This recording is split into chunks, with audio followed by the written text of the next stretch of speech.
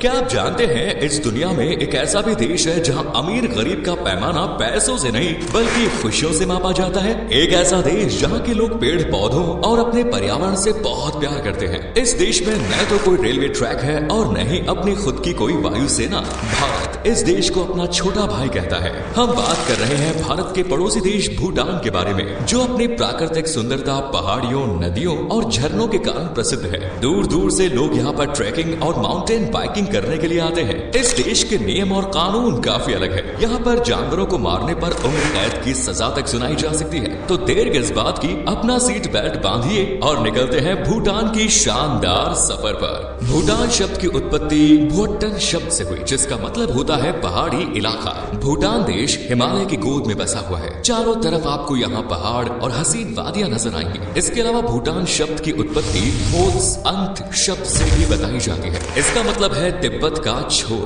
भूटान तिब्बत के छोर पर बसा हुआ है। भारत और नेपाल से भी ये अपनी सीमाएं साझा करता है। वहीं भूटान के नागरिक अपने देश को द्रुक्यूल कहते हैं, जिसका मतलब होता है थंडर का देश। भूटान का इतिहास काफी पुराना बताया जाता है, लेकिन सन 1974 तक ये देश बाहरी दुनिया से पूरी तरह कटा हुआ था। यहाँ पर विदेशी सैलानियों को आने की इजाजत तक नहीं थी। हालांकि आज के समय में यहाँ की बड़ी संख्या में सैलानी आते हैं। इसके लिए उन्हें अपनी जेब भी ढीली करनी पड़ती है। बाहर से आने वाले सैलानियों से भूटान की सरकार $250 प्रतिदिन के हिसाब से परमिट फीस देनी पड़ती है। लेकिन अच्छी बात यह है कि भारतीयों के लिए ये रकम केवल 1200 है, और वो भी अभी कुछ समय पहले ही शुरू की गई है। उससे पहले भारतीयों का भूटान में जाना और घूमना पूरी तरह से मुफ्त था। दोस्तों, भूटान को देश के रूप में मान्यता सन 1974 के बाद मिली। ये एक ऐसा देश है जो कभी किसी अन्य देश का गुलाम नहीं रहा। भूटान के लोग खुशहाली के साथ अपना जीवन व्यतीत करते हैं। कुछ रिपोर्ट्स के मुताबिक भूटान के लोग दुनिया में सबसे ज्यादा खुश माने जाते हैं। यहाँ के लोगों का सादा जीवन उच्च विचार को पूरी तरह फॉलो करते हैं। ये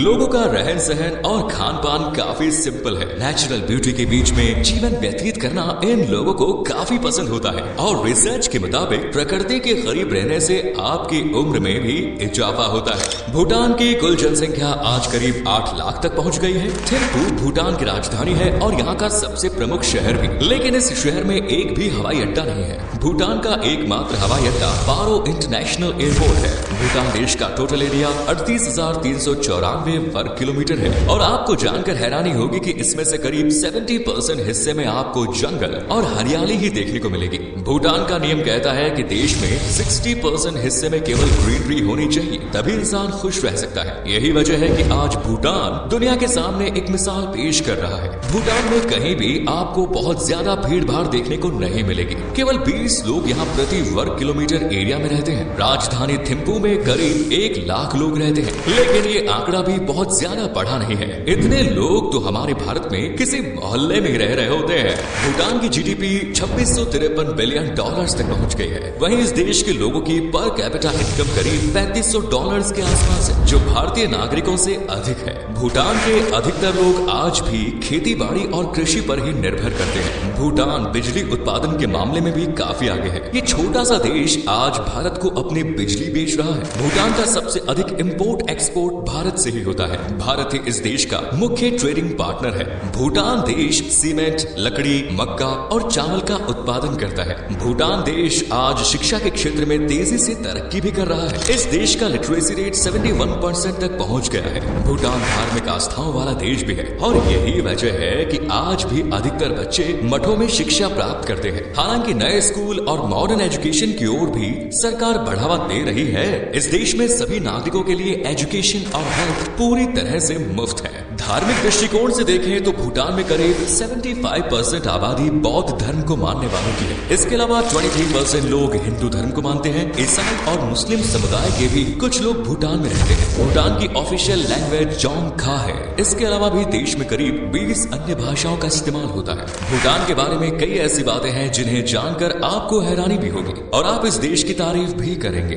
भूटान में पर्यावरण के साथ साथ वाइल्ड लाइफ का भी अच्छा खासा ध्यान रखा जाता है। एंडेंजर्ड एनिमल यानी विलुप्त होने के कगार पर खड़े जानवरों को मारने पर उम्र कैद की सजा का प्रावधान है। पिछले करीब 25 सालों से भूटान में प्लास्टिक पर बैन लगा हुआ है। इसके अलावा भूटान में तंबाकू का सेवन भी प्रतिबंधित है। हालांकि कुछ जगहों पर लोग तंबाकू का सेवन करते हैं, लेकिन सरकार की ओर से ये गैर कानूनी है। सिगरेट की खपत भी दुनिया के अन्य देशों के मुकाबले यहाँ बहुत कम है। दोस्तों, अमीर गरीब का पैमाना आज पूरी दुनिया ग्रोस डोमेस्टिक इंडेक्स से मापती है। वहीं भूटान ने ग्रोस हैप्पीनेस इंडेक्स की शुरुआत की, जिससे पता चल सके कि उनके देश में कितने लोग खुश हैं और कितने लोग अपने जीवन से दुखी हैं। अमेरिका और यूरोपीय देशों में लोगों के पास पैसा है, बढ़िया घर है, लेकिन फिर भी वहाँ के लोग खुश नहीं रहते। वहीं भूटान में लोगों के पास बहुत कम सुख सुविधाएं हैं, आलीशान घर नहीं है, फिर भी लोग खुशी के साथ अपना जीवन जीना जानते हैं। आपको एक बात और जानकर हैरानी होगी कि भूटान में 1999 के बाद टीवी ने दस्तक दी। वहाँ के राजा का मानना था कि टीवी देखने से लोग अपनी संस्कृति, संस्कारों और परंपराओं को भूलना शुरू कर देंगे। भूटान के लोग अपने कल्चर और ट्रेडिशन को बहुत सम्मान देते हैं। नाच गाना और मौज मस्ती करना भूटानी लोगों को काफी पसंद भी होता है। यहाँ हर समारोह या खास पर्व पर डांस कर उत्सव मनाया जाता है। पुरुषों के ट्रेडिशनल ड्रेस को यहाँ पर घो कहा जाता है, तो वहीं महिलाओं की ड्रेस का नाम कीरा है। भूटान एक ऐसा देश है जहाँ आपको कोई भी ट्रैफिक लाइट्स देखने को नहीं मिलेगी। राजधानी थिम्पू में सरकार ने कुछ साल पहले लाइट्स लगाई थी, लेकिन लोगों के विरोध के बाद उन्हें हटा दिया गया। ट्रैफिक पुलिस ही भूटान में सारी यातायात व्यवस्था संभालती है। दोस्तों, भूटान में लोग अपना जन्मदिन भी याद नहीं रखते। नए साल के मौके पर एक ही दिन देश के सभी लोग अपना जन्मदिन सेलिब्रेट करते हैं। अगर आप कभी भूटान जाएं तो आपको कोई खाने के लिए कुछ ऑफर करे तो उसे पहली बार में बिल्कुल न एक्सेप्ट करें। ऐसा करना भूटान में अच्छा नहीं माना जाता।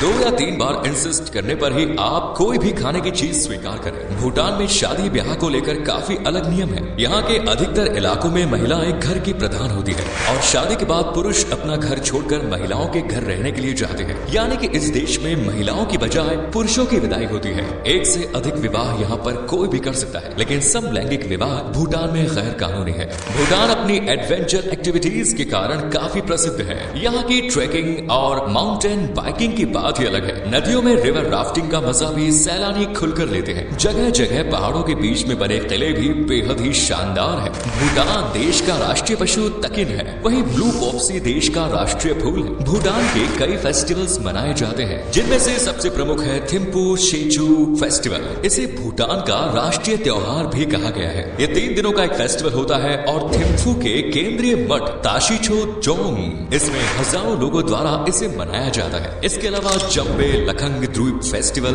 वांगजू fort Tshechu festival, Punakha Drubchen और शेचू फेस्टिवल जैसे कई और फेस्टिवल्स भी मनाए जाते हैं। भूटान घूमने का सबसे अच्छा समय है अक्टूबर से दिसंबर या फिर मार्च से मई के बीच। साल भर ही यहाँ का मौसम सुहाना बना रहता है, लेकिन इन महीनों में आपको भूटान के कल्चर की झलक देखने को मिलेगी, क्योंकि कई फेस्टिवल्स इस दौरान यहाँ सेलिब्रेट किए जाते हैं। दोस्तों, भूटान का खाना भी काफी लजीज और मसालेदार होता है। यहाँ के लोग खाने में मिर्च का जमकर इस्तेमाल करते हैं। मोमोज को यहाँ होएंटे कहा जाता है। इसके अलावा एमा, दत्ची, थुक्पा और यक्ष शकम भूटान की प्रमुख डिशेस है। सूजा टी का सेवन भी यहाँ काफी अधिक किया जाता है। दोस्तों, भूटान देश में घूमने के लिए आपको कई शानदार जगह देखने को मिल जाएंगी। राजधानी थिम्पू से आप घूमने के लिए शुरुआत कर सकते हैं। ये शहर 2400 मीटर की ऊंचाई पर स्थित है। थिम्पू में नाइट लाइफ का मजा भी आप ले सकते हैं। यहाँ के बाजार और बौद्ध मठ बेहद आकर्षक लगते हैं। मौज मस्ती के सभी साधन आपको इस शहर में मिल ही जाएंगे। इस शहर में जो सुकून मिलेगा वो आपको कहीं दुनिया में नहीं मिलेगा।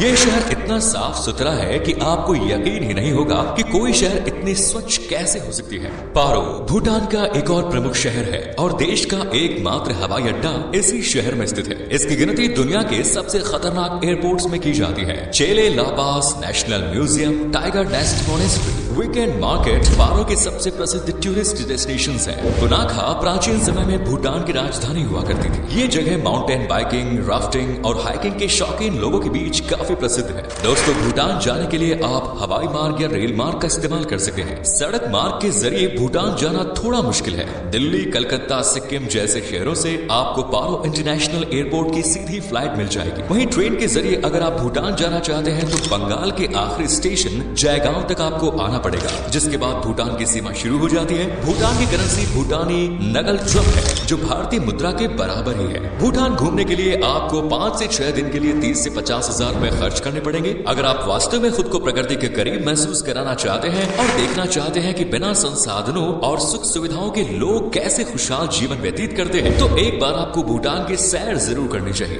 तो दोस्तों, ये है खूबसूरत पड़ोसी देश भूटान। अगर आप कभी गए हैं भूटान तो अपना एक्सपीरियंस हमारे साथ शेयर करें। भूटान में ऐसी कौन कौन सी बात जानकर आपको सबसे ज्यादा हैरानी हुई, उसके बारे में कमेंट्स में जरूर बताएं। वीडियो अच्छी लगी तो लाइक करें, शेयर करें और चैनल को सब्सक्राइब जरूर करें।